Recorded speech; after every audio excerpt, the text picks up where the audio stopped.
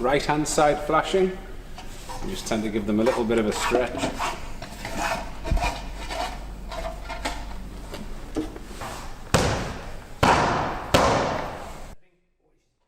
I'd like to point out that when you're dealing with the flashings, ideally you should be wearing gloves because these edges are all quite sharp.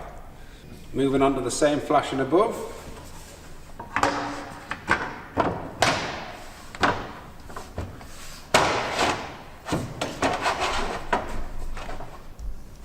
These bottom points meet the bottom of the panel. The top corner flashing now can be inserted.